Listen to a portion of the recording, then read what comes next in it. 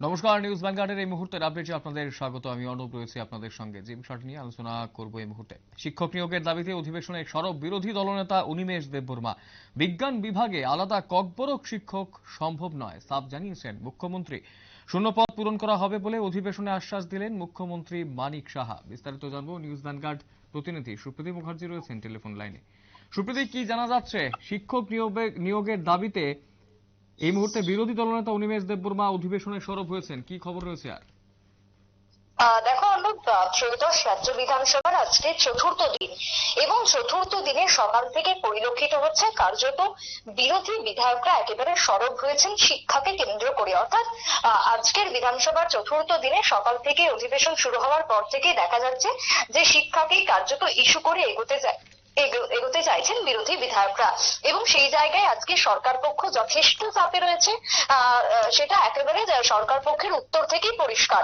বলা যায় যে কোনো প্রশ্নেরই সঠিক উত্তর কিন্তু এখনো পর্যন্ত বেরিয়ে আসেনি।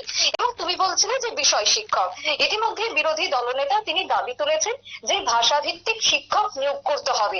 বিভিন্ন স্কুল কলেজের ক্ষেত্রে দেখা যাচ্ছে যে ছাত্রছাত্রীদের পড়াশোনার ক্ষেত্রে অসুবিধা তৈরি হয়েছে ককবরক শিক্ষক না থাকার কারণে।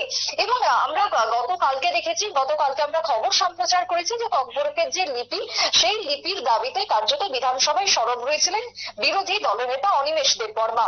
এবং কালকে যেরকম তিনি ছাত্রছাত্রীদের স্বার্থে কথা বললেন, আজকে ঠিক শিক্ষক স্বার্থে তিনি কথা বলছেন যে ছাত্রছাত্রীদের যেরকম লিপি প্রয়োজন, ঠিক তারই পাশাপাশি স্কুল কলেজে উপযুক্ত শিক্ষক নিয়োগের প্রয়োজন যারা ককবরক ভাষাভাষী রয়েছে।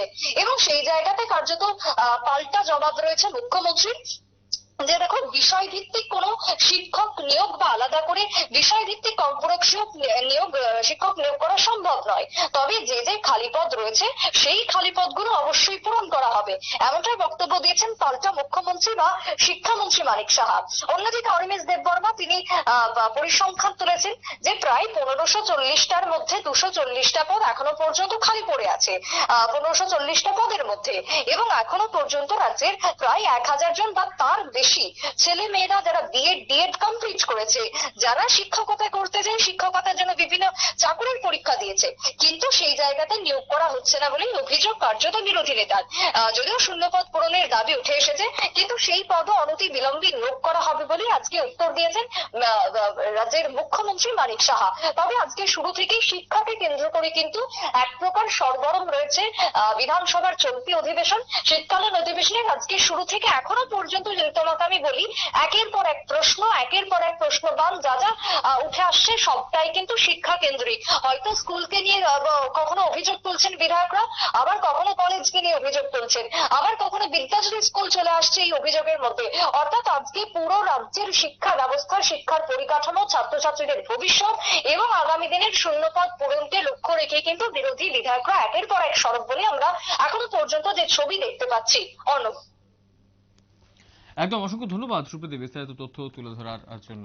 শিক্ষক নিয়োগের দাবিতে অধিবেশনে সরব বিরোধী দলনেতা অনিমেষ দেববর্মা। বিজ্ঞান বিভাগে আলাদা ককবরক শিক্ষক সম্ভব নয়, একথা সাফ জানিয়ে দিয়েছেন মুখ্যমন্ত্রী। তবে শূন্যপদ পূরণ করা হবে বলে অধিবেশনে আশ্বাসও দিয়েছেন মুখ্যমন্ত্রী মানিক সাহা।